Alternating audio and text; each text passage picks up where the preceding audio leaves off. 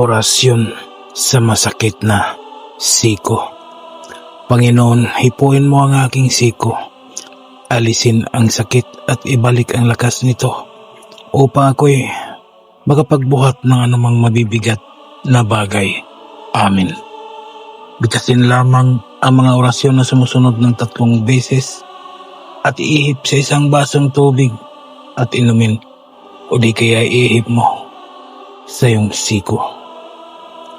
Sa torari puti nito perarotas, Espiritu Zetum Endum Cruz, Espiritu Zetum Endum Cruz, Espiritu Zetum Endum Cruz. Amen. Gawin mo ito araw-araw hanggang sa mawala ng sakit ng iyong siko.